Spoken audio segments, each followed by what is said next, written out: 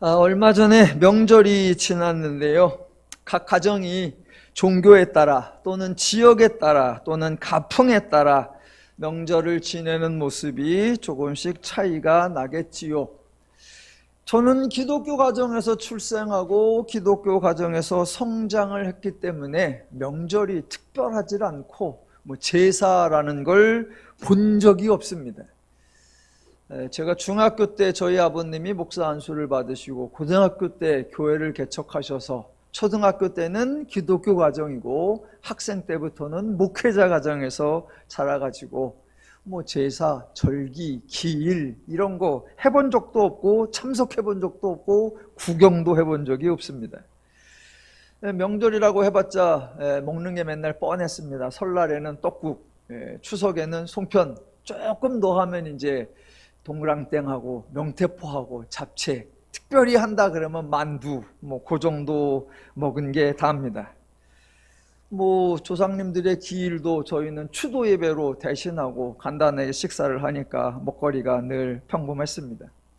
학교 다닐 때 기억에 명절이 끝나면 애들이 명절 그 먹거리를 가지고 와요. 그럼 저는 보지도 못했던 알록달록한 그런 과자 같은 거를 들고 와가지고 먹고 그럽니다. 그래서 한번 얻어 먹어도 보고 그러면 여기 이런 맛이구나 그랬던 경험이 있습니다.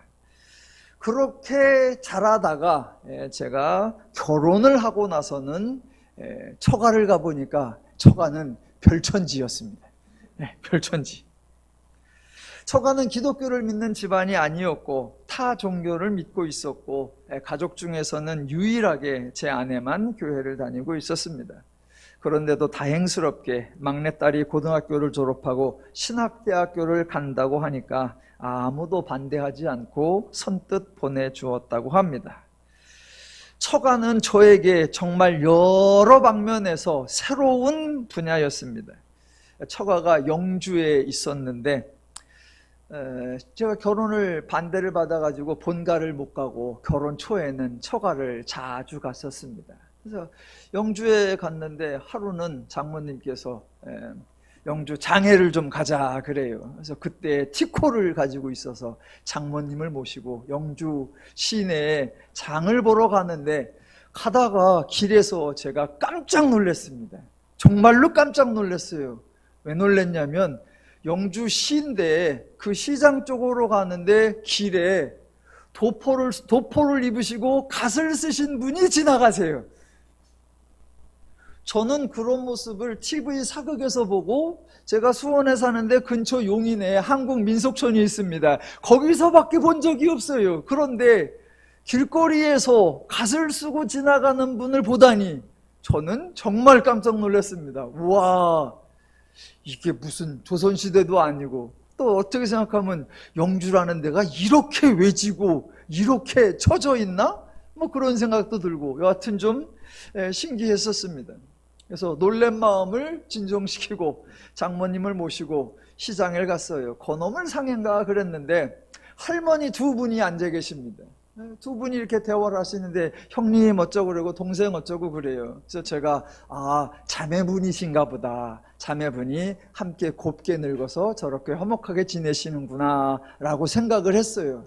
그래서 돌아오는 길에 장모님한테 두 분이 자매님이세요? 아세요? 그랬더니 에이구! 자매가 아니라 남편의 큰 부인이시고 작은 부인이시래요. 그 두 부인이 한 집에 살면서 함께 형님 동생 하면서 그렇게 지내요. 그저 제가 어렸을 때 본 TV에서 보면 남편의 원래 아내는 본부인이라고 하고 다른 아내가 있으면 첩이라고 하고 그래서 두 분이 막 그렇게 싸우고 앙숙이고 그런데 우와 이런 게 가능한가? 그래서 우와 그래요?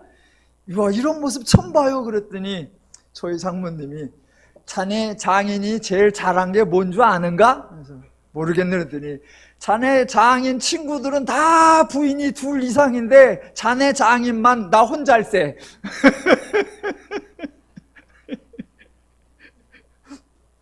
여튼간 그래서 외적으로 전혀 경험해보지 못한 정말 문화 충격을 받았었습니다. 또 처가에서 명절 음식을 해놓은 것도 매우 신기했죠. 제사상을 차려놨으니까 그렇게 큰 상에 그렇게 많은 음식을 차려진 건 TV 말고 실물로는 처음 봤습니다. 음식의 종류도 많고 음식의 양도 많고, 흔히 탕국이라고 하는 것 태어나서 처음 33살 됐을 때 처음 먹어봤습니다. 그래서 처가에 가서 그동안 못 먹어봤던 다양한 음식들을 맛있게 많이 먹어봤습니다.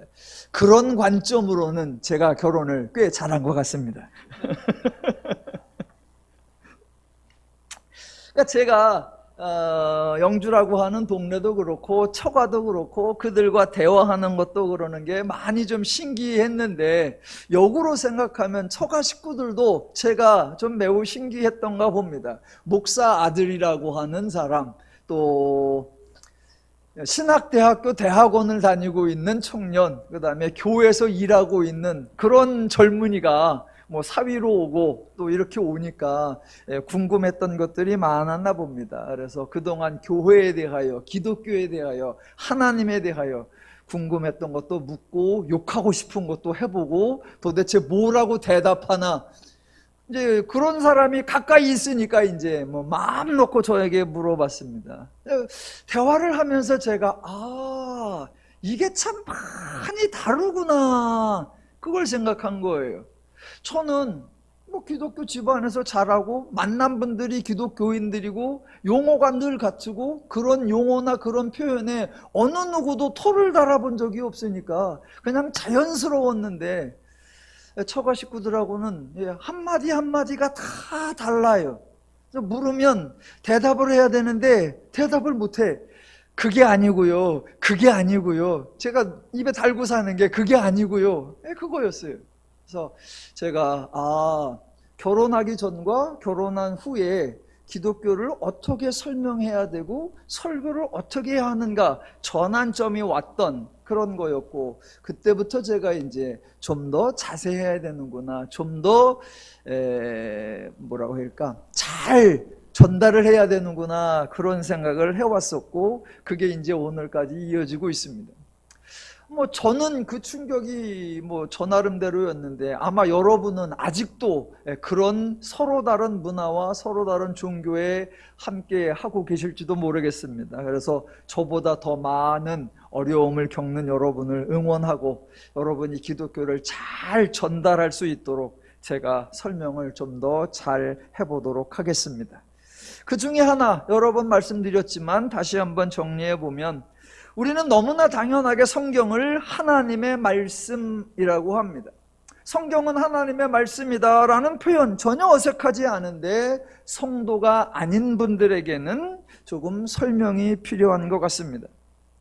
하나님의 말씀이라고 하니까 성경의 내용이 모두 말 그대로 하나님의 말씀으로 가득 차 있다고 생각을 하시더라고요. 그래서 성경이 마치 하나님의 어록으로 생각을 하세요. 창세기부터 계시록까지 열면 계속 하나님이 말하고 계시는 하나님의 명언, 하나님의 설교, 하나님의 담화, 그런 것만 가득 찬 것으로 오해하시기도 하시더라고요.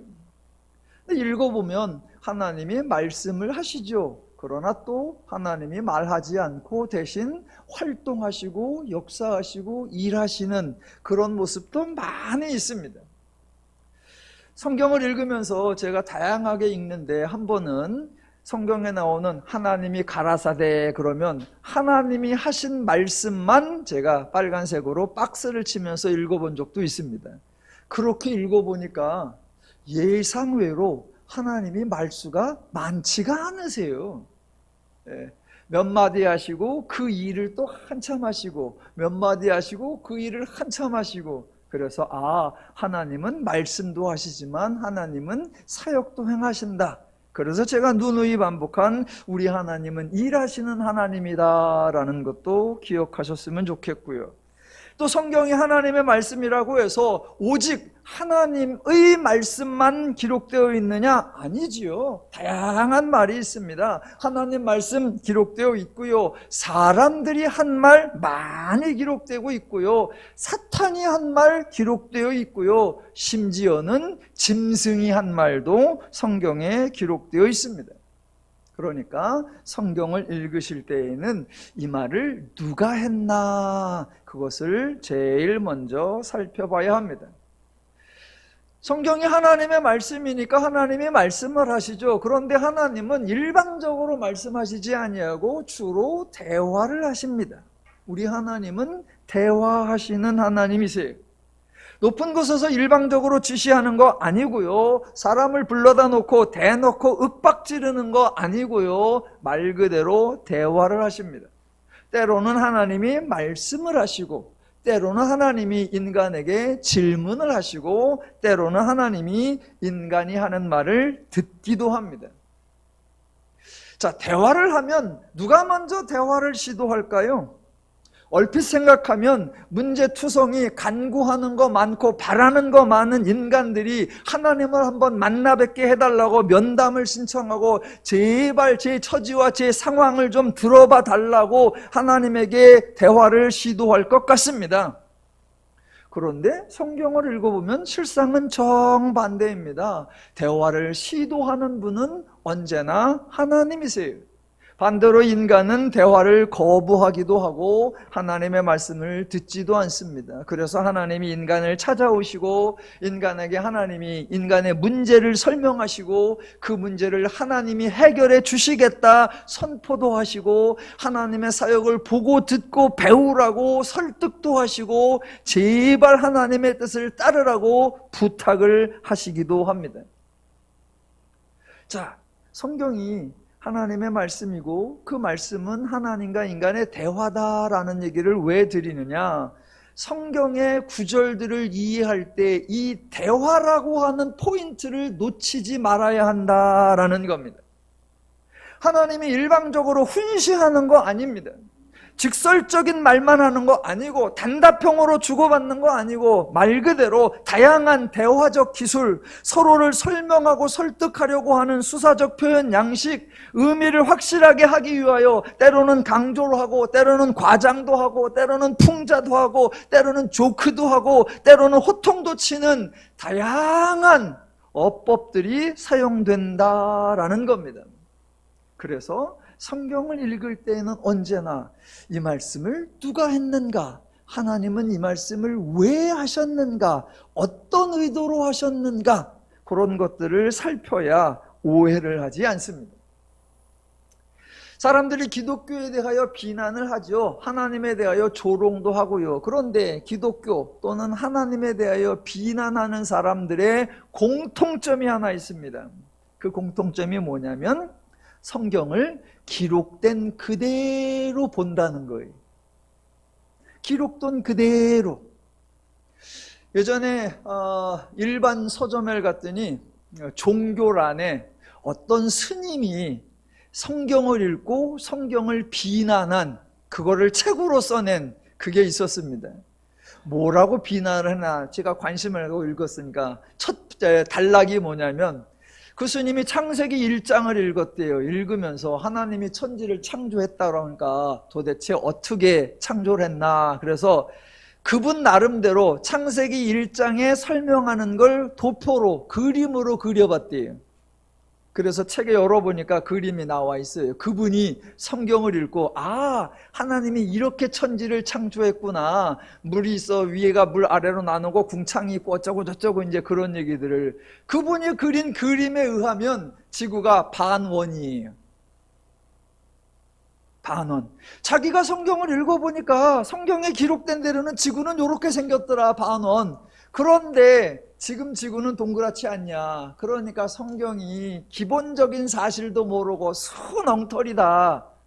이렇게 비난을 시작했습니다. 그리고 제가 좀 웃었어요. 그리고 나서 이제 제 2장으로 딱 넘어가니까 두 번째 단락. 그 스님께서 창세기 1장과 2장을 비교하면서 읽었대요. 그랬더니 말이 안 되더래. 그 스님이 지적한 게 뭐냐면 1장에 의하면 6일 동안 천지를 창조하는데 셋째 날에 채소도 만들고 과일도 만들고 곡식도 나게 하고 그래요. 그리고 여섯째 날에 사람을 창조하셨다. 이렇게 창세기 1장에 나옵니다. 그런데 창세기 2장으로 가보면 아직 채소도 없고 과일도 없고 풀도 없을 때에 하나님이 흙으로 인간을 지으셨다라고 나와요. 그래서 그 두 구절을 비교하면서 이게 성경을 썼다고 하는 사람들이 자기 내용이 앞뒤가 엉망진창이고 뒤죽박죽이고 서로 모순되는 그것도 모르는 이 책이 이렇게 허접하다라고 비난을 해놨습니다. 제가 거기까지 읽고 한참 묻다가 나왔는데 그분이 성경을 읽은 것은 맞아요. 그렇게 써 있는 것도 맞아요. 그러면 그것을 왜 그렇게 썼을까? 창세기 1장과 창세기 2장이 강조하려는 게 뭐고 두 가지 기사를 통해서 우리에게 설명하려고 하는 게 뭔가? 그거는 생각하지 않은 거예요. 그저 이렇게 써 있으니까 이런 뜻일 텐데 이거는 맞지 않지 않느냐라고 비난하는 거예요.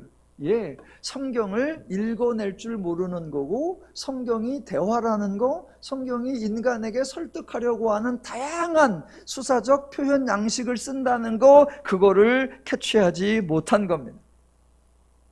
자, 오늘은 에스더서 9장에 나오는 하나의 사건을 풀어나갈 거예요. 이 사건도 성경이 왜 이 사건을 기록해 놓았고 성경이 이 사건을 통해서 무엇을 설명하려고 하는가, 그것을 한번 정리를 해볼 겁니다.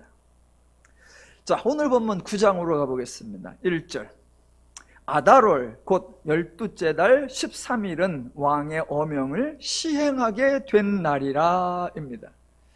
이 날이 이제 D-Day지요. 그러니까 D-Day가 되기 전에 그동안 과정을 한번 복습을 해보겠습니다. 3장으로 가봅니다.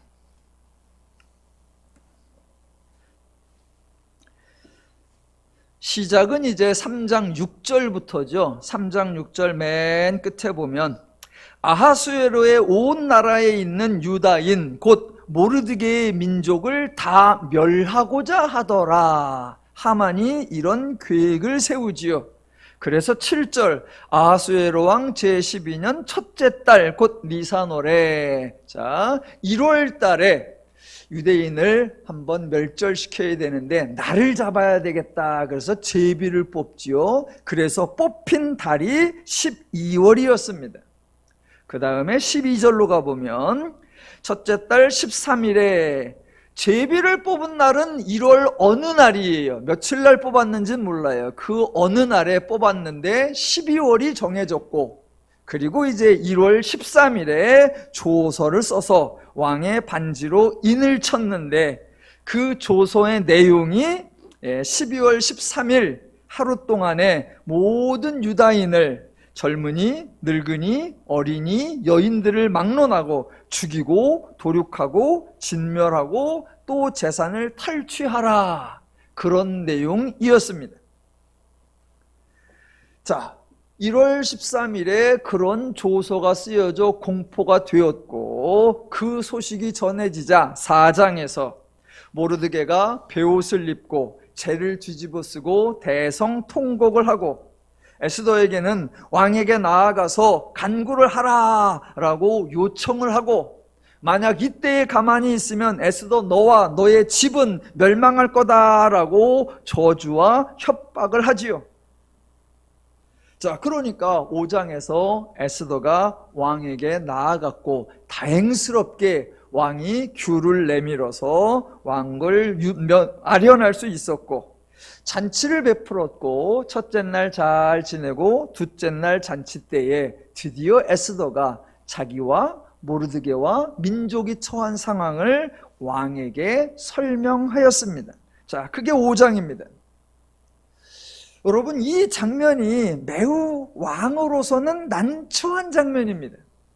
지금 하만이라는 사람이 어떤 계획을 올려서 왕이 조서를 써서 인장을 찍어서 공포까지 해놓은 그런 상태에 지금 에스더가 나와서 전혀 다른 요청을 합니다. 두 가지가 서로 충돌돼요. 이때 여러분이 왕이라면 어떤 선택을 하시겠습니까? 하만이라는 사람은 단순한 사람이 아니었죠. 왕이 귀히 여겨서 모든 신하들 위에 높여서 모든 신하들로 하여금 하만에게 절하라라고 왕이 존중히 여긴 아끼는 신하였습니다. 그 신하가 왕을 위하여 충성을 다해서 왕을 찾아와 한다는 말이, 왕의 민족들 중에 한 민족이 있는데 그 민족이 법률이 달라서 왕의 명령을, 왕의 법을 지키지 않습니다. 이 민족을 두는 게 왕에게 무익합니다 라고 합니다. 그런 진언을 할 사람이 많지 않죠. 그래놓고 더 나아가 이 일을 위하여 자기가 모든 경비를 댈 테니까 왕께서는 그저 허락만 하소서, 그래야 왕의 권위가 쓰고 왕의 법률이 다 따를 테니까 자기를 믿고 맡겨주십시오. 그래서 왕의 반지도 빼주고 조서도 내리고 드디어 공포까지 다 했습니다. 그러면 누가 하는 거예요? 왕이 하는 일이죠. 왕의 신하를 통해 왕의 인장반지를 껴서, 그래서 왕의 권위를 세우는 그런 조치를 지금 진행 중에 있는데 에스더가 온 거예요. 왕이 요청하지도 않았는데 제 발로 나와왔고 천만다행으로 대화가 가능했는데 한다는 소리가, 하만이 멸절시키려고 하는 그 유대인이 자기가 속한 민족이다 라고 말합니다. 그래서 유대인의 대적과 원수는 하만입니다 라고 요청을 해요. 하만의 말을 따르자니 부인 에스더를 죽여야 되겠고, 에스더를 말을 따르자니 자기가 충신으로 여겼던 하만, 그리고 자기가 인장받이 쳐주었던 그 조서, 자기가 시행하고 있던 그것을 또 어겨야 하고, 도대체 누구 말을 따라야 하죠? 에이, 그래도 왕후는 가족이고 신하를 내치는 게 쉽지. 예, 쉬워요. 신하야 갈아치면 되니까. 그럼 또 왕후를 내치는 건 어렵냐? 아니요, 그것도 쉬워요. 벌써 했었잖아. 먼저 본 와스디라고 하는 왕후가 있을 때 자기 말 안 들으니까 그냥 내치우고 새로 갈았단 말입니다. 그러니까 어느 쪽에서, 지난번 와스디를 왜 내쫓았다? 왕이 하는 말을 거역했으니까 내쫓았어요. 그런데 지금 에스더가 속한 유대민족도 왕의 법률을 지키지 않고 있대요. 예, 내칠 명분이 많습니다. 여러분 같으면 어느 쪽 말을 들으시겠습니까? 성경에 비슷한 장면이 하나 또 나와요. 창세기에 가보면 요셉이 형들에게 팔려가지고 애굽으로 넘어가요. 그러다가 운 좋게 애굽의 군대 장관 보디발의 집으로 갔는데 거기서 일을 잘해가지고 왕의 집 주인의 신뢰를 얻고 집안 살림을 총 책임지는 총무가 됩니다. 그런데 그 보디발 장군의 아내가 유혹을 하지요. 요셉이 거절을 하자 장군의 아내가 남편에게 요셉이 자기를 유혹했다고 거짓말로 고소를 합니다. 그때 보디발 장군은 어느 쪽을 택할까요?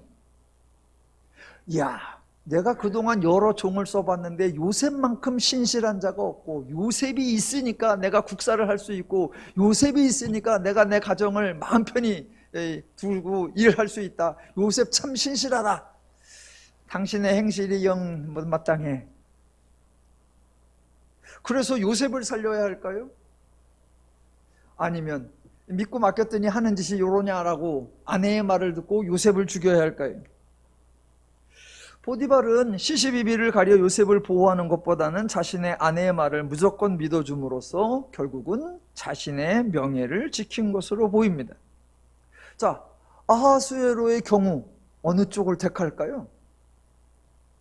저는 에스더라고 특별하지 않다고 봅니다. 왜? 이미 와스디라고 하는 전례가 있어요. 전례가 왕의 명령을 거역해서 당장에 쫓아냈었단 말입니다. 저는 두 가지 경우에 아하수에로가 와스디를 내쫓을 때 훨씬 자존심이 상했을 것 같아요. 그건 자기가 직접 말하였고 많은 관료들이 있는 데서 자기 말을 안 들었으니까 좀 많이 자존심이 상했다. 그런데 지금은 왕은 그런 걸 겪은 게 없고 모르드게가 하만에게 절을 안 했고, 그래서 하만이 이 일로 인하여 고발을 해왔고, 그래서 하만을 따르자니 에스더가 걸리고 에스더를 따르자니 하만에 걸리고, 그러면 이 순간에 아하수에로가 제일 신경 썼을 게 뭘까? 여러분이 한번 생각해 보시기 바랍니다. 자, 여하튼 그런 딜레마 속에 하만이 조서를 쓰고 반포한 후에 대략 2달 동안에 이런 일이 있어서 그 결과 아시다시피 하만은 죽었고요. 8장 9절로 가보겠습니다.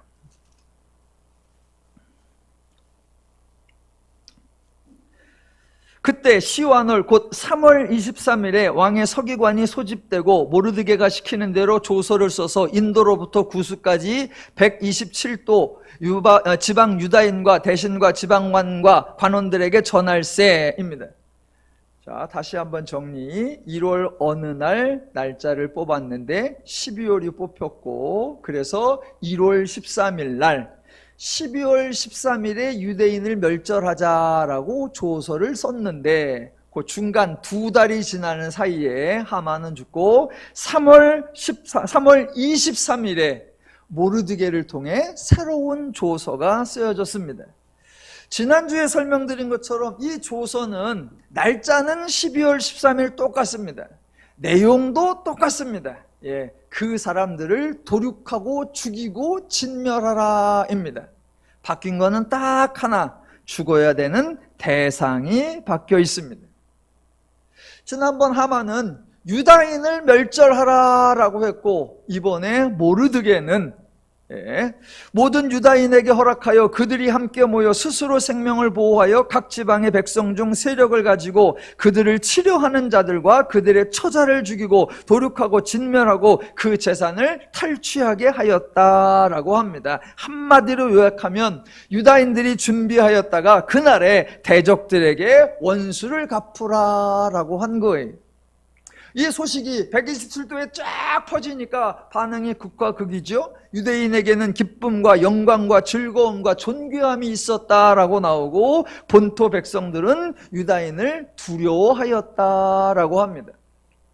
자, 그게 3월 23일이었고, 그리고 오늘 본문 9장 1절, 그 중간에 9개월이 지난 겁니다. 그리고 나서 오늘 본문 9장 1절, 아달월 곧 12째 달 13일은 왕의 어명을 시행하게 된 날이라. D-Day, 뭐 하는 날이에요? 유다인의 대적들이 그들을 제거하기를 바랐더니 유다인이 도리어 자기들을 미워하는 자들을 제거하게 된 그 날. 자, 그날에 발생한 일이 2절입니다. 2절부터 제가 쭉 읽어볼게요.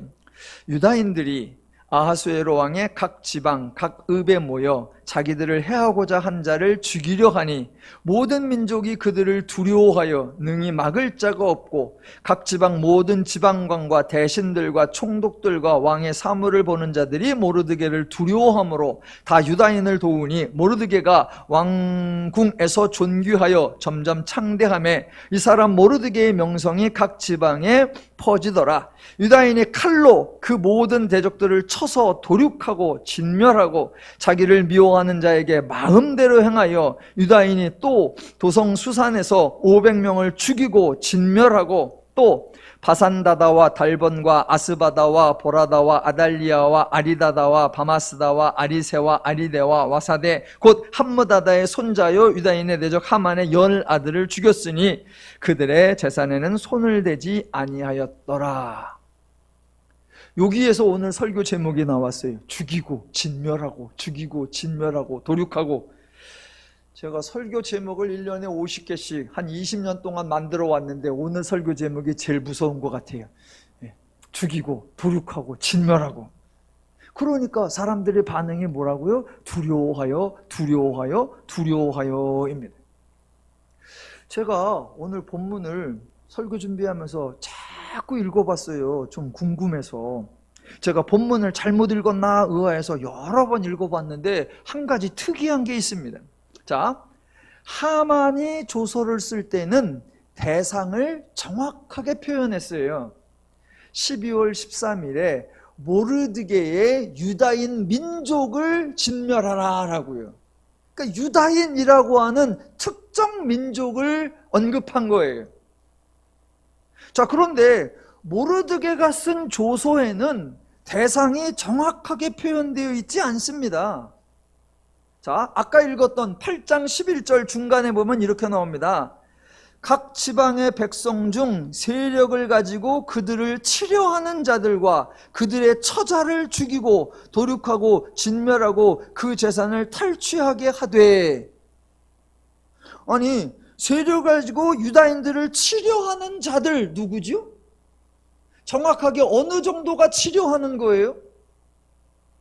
그러다 보니까 8장 13절 끝에 그날에 대적에게 원수를 갚게 한지라. 대적이 누구지요? 어느 지역 사람이다 표시하지 않고 어느 민족 사람이다 라고 표시하지 않았습니다. 아주 막연해요. 이런 걸 우리나라 말로 뭐라고 한다? 귀에 걸면 귀걸이, 코에 걸면 코걸이에요. 지 맘에 안 들면 다야. 제가 나를 죽이려고 해. 제가 나의 대적이야. 나는 쟤를 미워해. 그러면 다 죽일 수 있어. 그래서 실제로 9장 2절에 보시면 중간 자기들을 해하고자 한 자를 죽이려 하니 5절 칼로 그 모든 대적들을 쳐서 도륙하고 진멸하고 자기를 미워하는 자에게 마음대로 행하고입니다. 이러니까 사람들이 유다인들을 두려워했다고 합니다. 누가 두려워했을까요? 저는 안 두려워할 사람이 없을 것 같아요. 유다인이 누구를 미워하는 줄 알아? 누구를 적대시하는 줄 알아?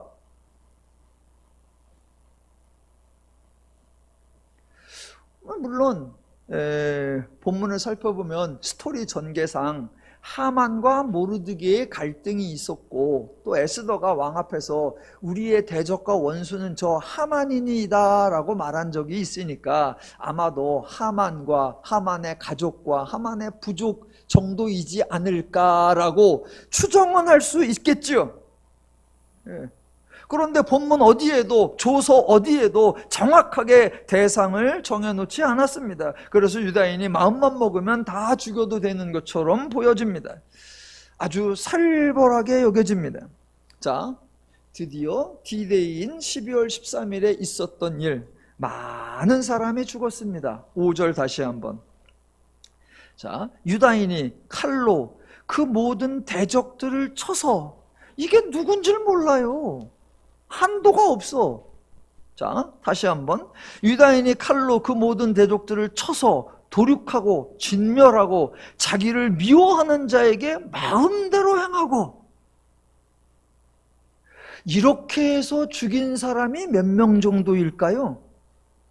자, 5절에 그리고 나오고 6절이 나오는데 여러분 읽어보세요. 이제 5절과 6절이 서로 연결된 구절일까요? 서로 따로 떨어진 구절일까요? 6절 읽어볼게요. 유다인이 또 도성수산에서 500명을 죽이고 진멸하고입니다. 5절에서 그렇게 죽인 사람이 500명이구나 그 얘기예요? 아니면 5절에서는 5절대로 죽이고 6절에서는 6절대로 죽인 게 따로 500이고 5절과 6절이 한 구절이에요? 분리된 구절이에요?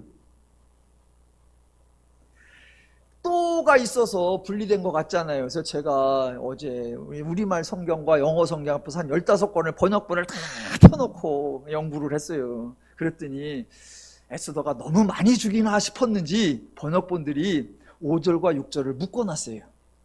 그래갖고 다른 번역들은 또가 없어. 또 그래갖고 5절에서 그렇게 죽였는데 그게 몇 명이냐면 500명 정도 된다, 이런 식으로 번역을 해놨더라고요.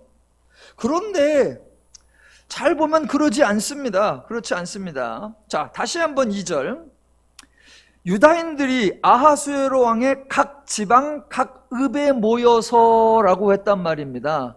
도산 수성 말고 수산성 말고 각 지방과 각 성읍에도 모였었어요. 그러니까 5절에 나오는 각 지방이나 각 읍에서 일어난 살인사건, 요것도 별개이고, 6절은 5절과는 다르게 도성 수산이라고 하는 그 수도에서 별도로 또 500명이 죽었고, 10절에서 하만의 아들 열몽도 죽인 겁니다.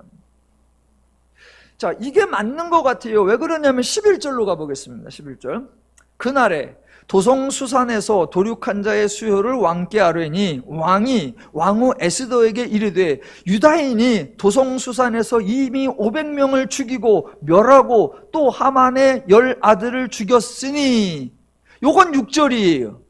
그런데 그 다음에 왕이 뭐라고 하냐면 왕의 다른 지방에서는 어떠하였겠느냐 합니다. 요거는 5절이에요. 그러니까 지방에서도 많은 사람들이 죽은 거예요. 도성 수산에서, 수산이라고 하는 바사의 수도 성에서 500명과 하만의 10알들이 죽었고, 그거 외에 바산의 127도인데 거기에 각 성과 각 읍에서 허다한 사람이 죽었는데 그 사람들 숫자는 성경에 기록하지 않았습니다. 많이 죽었나 봐요. 그래서 왕이 이만큼 죽었다, 네 원한을 풀 만큼 풀었지 않니? 그래서 마치 이제 그만해도 되지 않겠니? 라는 말로 말한 것 같아요. 그랬더니 왕후 에스더가 또 다른 간청을 하는 게 13절. 에스더가 이르되 왕이 만일 좋게 여기시면 수산에 사는 유다인들이 내일도 오늘 조서대로 행하게 하시고 하만의 10아들의 시체를 나무에 달게 하소서입니다. 조서에 없던 내용이 하나 추가되는 겁니다. 그랬더니 15절. 아달월 14일에도 수산에 있는 유다인이 모여 또 300명을 수산에서 도륙하되입니다. 어제 500명을 죽였는데 추가적으로 오늘 또 300명을 죽여요. 여러분, 어제 500명이나 죽였어. 그러니까 아유 많이 풀었다. 오늘은 대충 300명만 죽이자. 그렇게 완화해서 300명만 죽었을까요? 저는 아닌 것 같아. 어제 500을 싹 쓸어버렸어. 거의 다 죽일 놈 죽였어.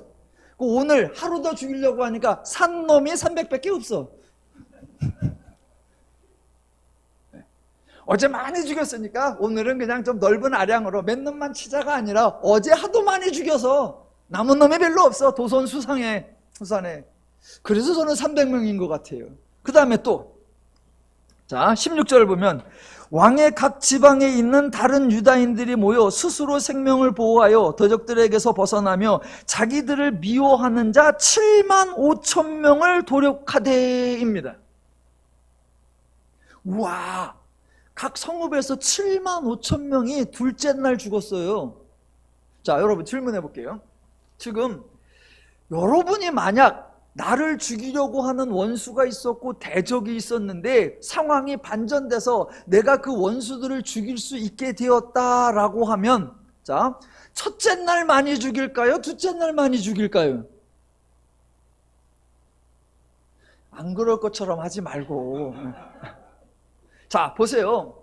이게 뭐가 중요하냐면 원래 조서에는 12월 13일 하루였어요.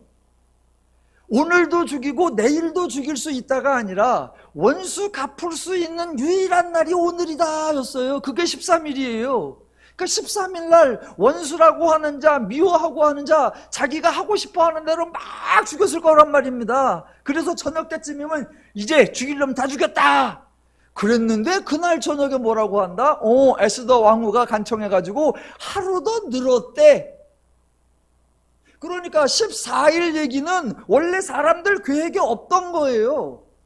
13일에 할 만큼 다 했어. 그랬는데 하루 더 늘었어요. 그래서 하루 더라고? 그래서 전국에서 각 지방의 각 읍에서 하루 더 연장된 그날에 죽인 사람이 7만 5천이에요. 그러면 연장되기 전날, 오리지널, 원래 D-Day 때는 그거보다 많을까 적을까? 여러분에게 내일이 없고 오늘 하루만 원수 갚으라고 주어진 날이다 그러면 생각을 해보세요. 성경이 첫째 날 각 지방과 각 읍에서 죽었던 숫자 말하지 않아요. 그냥 도성수산에서만 500이 죽었다. 둘째 날 도성수산에서 300이 죽었다. 그리고 각 성읍과 각 지방에서 7만 5천이 죽었다. 저는 첫째 날 각 성읍과 각 지방에서 허다한 사람이 죽었을 것 같아요. 유다인들이 그날 어마어마하게 죽였을 것 같아요. 자, 나오지 않는 숫자는 뭐 확인이 안 되니까 말고 그저 성경에 기록된 숫자만 에스더가 조서를 이렇게 공언해가지고 12월 13일과 14일 이틀 동안 유다인들이 몇 명을 죽였다고요? 75,810명 플러스 알파.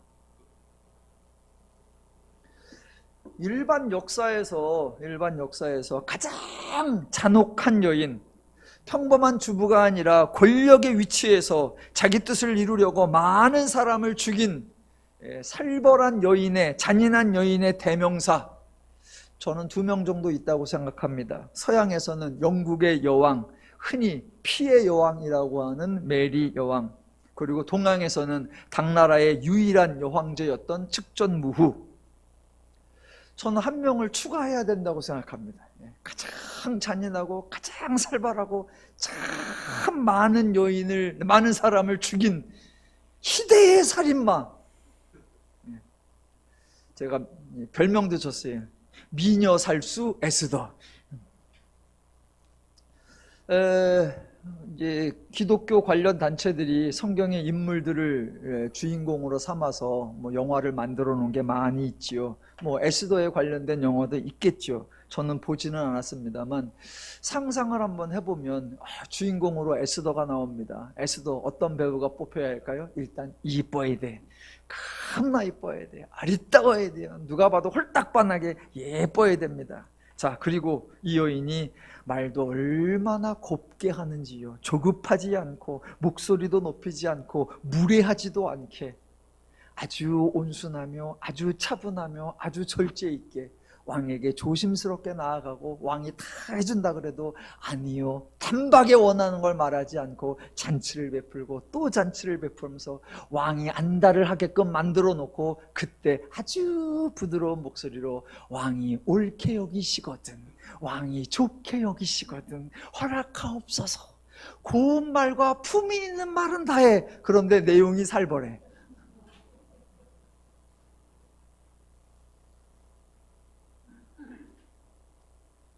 네. 오죽하면 왕이 나서서 이 정도면 되지 않겠니? 라고 했는데 아주 부드러운 말로 왕이 옳게 여기시거든 하만의 아들을 나무에 달고 어제 죽인 것처럼 한 수만 명 죽였는데 원모아 한 번 더.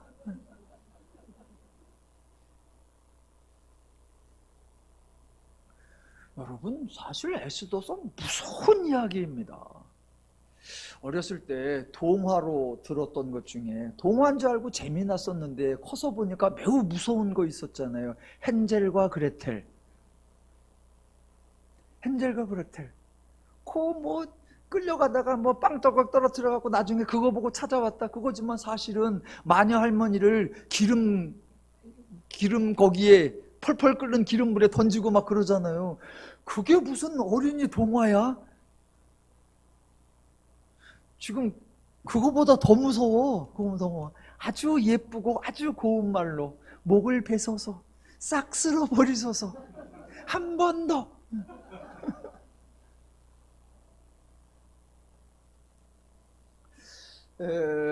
뭐 일반 역사 얘기는 그만두고 성경에서 뭐 가장 잔인한 사건, 가장 살벌한 여인, 아마 첫 번째 떠올리는 인물이 이세벨일 겁니다. 이세벨. 북왕국의 7번째 왕 아합 왕의 부인인 이세벨. 이 사람이 원래 유대인이 아니죠. 시돈 사람 엣발의 딸로서 이방 여인인데 외교적 목적에 의하여 북왕국의 왕과 정략 결혼을 하였고, 그래서 이미 북왕국이 우상종교, 이방종교가 만연해 있는데 거기에 더 기름을 부어서 아주 바알의 전성시대를 열었었고, 그래서 그 이세벨을 얼마나 두려워했는지 엘리야가 갈멜살 사건을 일으켜 놓고도 해외로 도망을 갈 정도로 아주 살벌했던 이 이세벨이라는 여인이 있었습니다. 그래서 우리는 악녀 그러면 이세벨, 그래서 그 이세벨 그러면 저는 제 부인 권세벨이 떠오르죠. 오늘 저녁 집에 안 갑니다.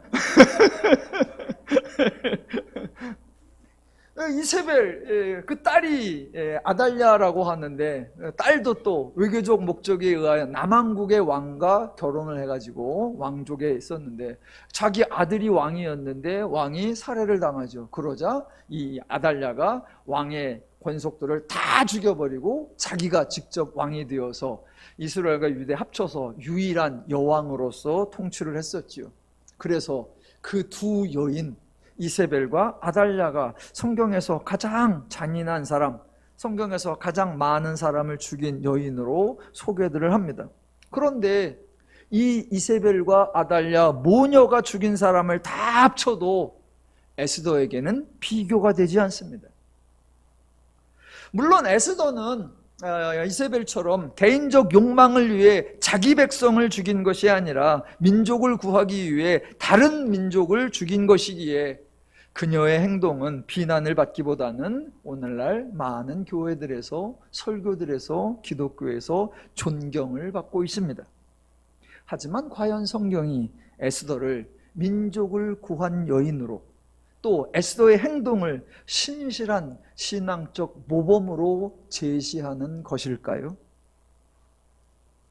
앞서 성경을 하나님의 말씀이라고 할 때 여러 가지를 점검해야 한다라고 했습니다. 같은 맥락에서 성경에 나오는 사건이 있으면 가장 먼저 점검해야 하는 거, 이 사건을 하나님이 행하신 건가 사람이 행한 건가, 그것을 분별하셔야 합니다.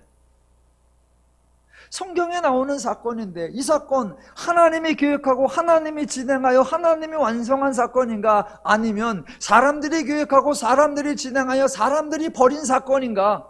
지금 이 사건을 성경은 하나님이 하셨다고 설명하려고 하는가, 아니면 죄인들의 짓거리라고 설명을 하려고 하는가, 그것을 분별하셔야 합니다.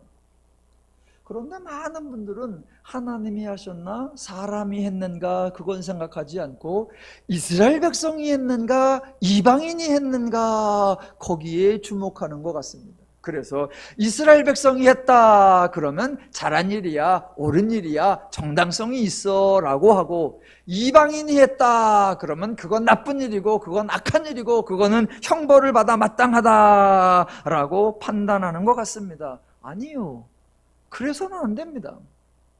그래서 만들어지는 실수, 애굽이 이스라엘을 압제하고 노동시킨 거, 그거 10가지 재앙을 받아도 쌀 만큼 아주 악하다라고 생각을 하고, 대신 다윗이 주변 나라를 정복하고 조공을 받은 거, 그거는 승자의 권리고 하나님의 축복이다라고 생각합니다.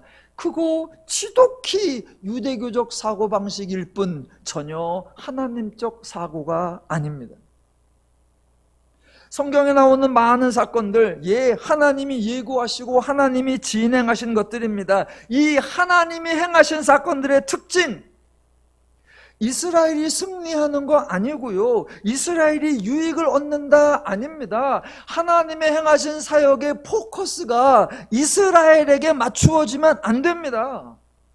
잘 보시면 하나님이 이스라엘과 일하실 때가 있는데 언제였느냐? 주로 이스라엘이 약할 때였습니다. 백성들이 생각할 때, 자기들에게 가능성이 없을 때, 어떤 돌파구가 없을 때, 일말의 여지도 없을 때, 그래서 대부분 이스라엘 백성들이 포기하고 좌절하고 낭망할 때입니다. 그때 하나님이 개입하셔서 하나님이 역사하셔서 승리를 하게 해 주셨습니다. 목적이 승리냐? 아니요. 자, 이스라엘 생각할 때 자기들 약하고 가능성이 없을 때 하나님이 도와주셨어요.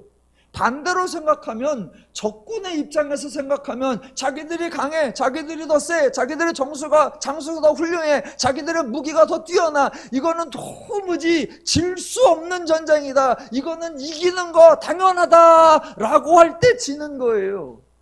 그러니까 이스라엘의 입장에서는 우리는 이길 방법이 없다 할 때 이기는 거고, 적군의 입장에서는 지는 게 불가능하다라고 할 때 지는 거예요. 결국 양쪽 다 자기들의 생각이 틀렸고, 자기들의 방법이 틀렸고, 자기들의 판단이 틀렸고, 하나님이 말씀하시는 게 옳고, 하나님이 말씀하시면 이루어지고, 하나님의 뜻이 귀하구나라는 걸 알려주기 위한 하나님의 사건은 전부 다 계시 사건입니다. 이 모든 사건의 핵심이 계시라는 걸 놓치고, 하나님은 이스라엘 편이야, 그래서 이스라엘을 복주시고 이방인들은 멸망시켜, 아니요, 절대로 그러시면 안 됩니다. 그래서 하나님이 이스라엘을 통해서 계시 사건을 행하실 때 그때 등장하는 인물들, 하나님이 불러 쓰시는 인물들이 있어요. 그 특징이 뭐다? 볼품이 없고 능력이 없고 용기도 없고 전략도 없고 기대치도 없습니다. 그래서 아무도 말 그대로 기대를 안 하는 거예요. 그런데 이기는 거예요. 사람들이 생각하기에 이해가 안 되는 거죠. 그래서 그 사건의 포인트를 어디다 둬야 된다? 이스라엘이 이기는 거 아니에요. 하나님은 우리 생각과 다르시구나. 하나님이 옳으시고 하나님이 맞으시고, 그 옳으시고 맞으신 그 하나님이 말씀하시는, 그 하나님이 제안하시는 삶의 기준과 마음과 가치와 원리와 방법, 그게 인간에게 좋구나라는 걸 이기는 이스라엘도 지는 이방인도 다 같이 하나님을 배우게 하는 거, 그게 하나님 사건의 핵심 포커스입니다. 절대로 이스라엘을 이기게 하는 거 아니란 말입니다. 그래서 수차례 말씀드렸습니다만, 그렇게 이스라엘이 무능력하고 이스라엘이 가능성이 없을 때 하나님이 역사에서 이스라엘을 이기게 하십니다. 그런데 그렇게 할 수 있는 하나님이시라면, 이스라엘이 강성할 때, 이스라엘이 능력이 있을 때, 이스라엘에 탁월한 지도자가 있을 때, 이스라엘에 실력 있는 장수가 있을 때 그를 조금만 더 도와주면 이스라엘이 훨씬 큰 나라, 훨씬 번성한 나라, 훨씬 강성한 나라가 될 수 있을 텐데, 하나님은 그렇게 하신 적이 없습니다. 저렇게 무능력한 자를 데리고도 역사하실 수 있다면 저렇게 높은 자를 통해서는 더 큰 일을 하시겠구나 라고 기대하지 말란 말입니다. 왜? 하나님의 목적은 어떤 일을 해내는 게 아니라 이 모든 일 중에 하나님을 배우게 하는 거예요. 그래서 성경에 보면 이스라엘에 능력자 있을 때, 권세자가 있을 때 그 사람을 통해 역사하신 거 없습니다. 자, 그래서 지금 저희가 올해 살펴보고 있는 가장 이 두 가지 사건, 이스라엘에서 권력자가 있고 이스라엘에 유력자가 있을 때 전혀 상반된 모습이 나와요. 그게 하나가 다니엘서고 그게 하나가 에스더서예요. 자, 다니엘, 바벨론과 바사에 걸쳐 세 번째 권력의 자리에까지 올라간 사람입니다. 두 번씩이나 왕의 어려운 문제를 해결해 주었고, 모든 지휘자들의 대표가 되었고, 영향력이 있는 신분을 오랜 기간 동안 유지하고 있었습니다. 그런데 그 다니엘이 행한 일이 뭐지요? 다니엘이 유대인의 유익을 위해서 역할을 한 게 뭐지요? 없습니다. 없어요. 왕의 신임을 받고 왕의 총애를 받고 왕에게 등용되어서 세 번째 지휘자까지 됐으면 왕에게 한 번쯤 간언할 수도 있잖아요. 왕이시여, 이제 백성들을 고향으로 돌아가게 하시지요. 왕께서 이렇게 관대한 정책을 펴시면 백성들이 왕을 존중하여 왕의 통치가 더 빛날 것입니다. 한마디 할 수도 있잖아요. 다니엘 한마디도 안 해요. 왕이요, 유다 땅에 있던 여호와의 성전이 파괴되어서 이스라엘의 중심점이 없어지고 중구난방이랍니다. 이러면 왕께서 이스라엘을 통치하기가 더 힘들으십니다. 차라리 성전을 지으라고 하고, 그래서 백성들이 다 구심점이 있게 하고, 그래서 왕은 그들을 후원하면서 그들을 지배하시면 훨씬 더 좋을 겁니다. 그러면 백성들도 유익이죠. 한마디도 안 해요. 저는 누누이 다니엘을 존경하는 분들에게 질문하고 싶은 거예요. 다니엘이 뭘 했지요? 다니엘이 한 건 딱 하나예요. 저 살아남은 거. 자기 살아남은 거 말고는 뭘 했냐고요? 아니, 그렇게 지혜가 뛰어나다며, 그렇게 신앙이 대단하다며, 근데 다니엘이 한 거라고는 그저 자기 살아남은 거, 자기 목숨 건진 거, 그거 말고는 없어요. 없습니다. 제가 다니엘을 무시하자는 게 아니라 성경이 강조하려고 하는 포인트를 잘 보아야 한다는 겁니다. 다니엘 정도의 지혜가 있고 다니엘 정도의 권세가 있다면 야, 불가능이 없어. 아니요. 다니엘처럼 지혜가 있고 다니엘처럼 능력이 있고 다니엘처럼 권세가 있어도 하나님이 도우시지 않으면 지 목숨조차도 부지하기 힘들더라. 예, 그래서 무지랭이 같은 사람이나 권력 있는 사람이나 어리석어 보이는 사람이나 지혜로운 사람이나 인간에 당한 직면한 위기에서 하나님의 은혜가 필요하고 하나님의 도움이 필요한데 하나님은 언제나 인간 편에서 도와주시는 좋으신 하나님이다. 그걸 설명하려고 하는 거예요. 다니엘서와 정반대 입장이 에스더죠. 결론 내립니다. 에스더 사건, 하나님이 역사하신 사건이 아니라 그냥 사람이 벌인 사건입니다. 그냥 사람이 벌인 사건이에요. 하나님이 행하신 사건의 특징, 예, 하나님은 사람을 살린다는 것이고 사람들이 행하는 사건의 특징, 사람들을 죽인다라는 겁니다. 이 사건 하만이나 에스더나 유다인이나 이방인이나 똑같다 그겁니다. 일말에 자기 권력이 있고 일말에 자기 힘이 있으면 그것을 남용하고 그것으로 인하여 자기의 유익을 추구하여 상대방을 죽이고 도륙하고 진멸하고 죽이고 도륙하고 진멸하고 서슴지 않더라라는 겁니다. 자, 에스더서가 구약의 거의 마지막에 해당한다 그랬습니다. 이미 에스더서 전부터 에스더서 후까지 하나님께서 예언을 하셨습니다. 뭐라고요? 구원자를 보내리라. 그래서 너희를 죄로부터 구원하리라. 예수가 와서 너희를 새로운 마음을 주고 새로운 영을 주고 새로운 언약을 주고 새로운 사람이 되게 하겠다. 그걸 진행하고 계십니다. 그 와중에 에스더서를 보여주는 거예요. 보아라, 죄인들의 실상을. 보아라, 지혜로운 자들의 실상을. 보아라, 권력 있는 자들의 실상을. 죄인은 이렇게밖에 살지 못한다. 왜 내가 그리스도를 보내려고 하는지 아니?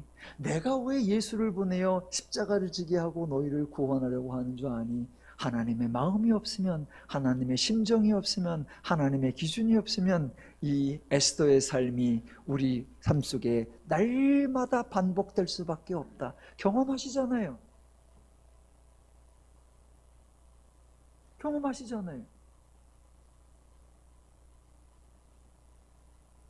예, 에스더서는 우리에게 에스더를 모델로 제공하려는 게 아닙니다. 하만은 나쁘다고 비난하려는 게 아닙니다. 에스더이든 모르드게이든 하만이든 유대인이든 이방인이든 모든 죄인들은 똑같다라는 거예요. 그래서 하나님이 은혜를 줄 테니 하나님의 마음으로 서로를 배려하고 서로를 이해하고 서로를 존중하고 서로를 섬겨주어서 서로가 화목하고 서로가 행복하고 서로가 자유와 평화와 안식을 누리기를 원한다. 그게 하나님의 뜻이고 하나님의 기대이십니다. 사람과 경쟁하고 사람을 이기려고 애쓰는 삶이 아니라 하나님의 은혜로 죄로부터 구원받은 성도로서 죄를 버리고 하나님의 복락을 풍성히 누리는 삶이 되시기를 주님의 이름으로 축원합니다. 기도하겠습니다.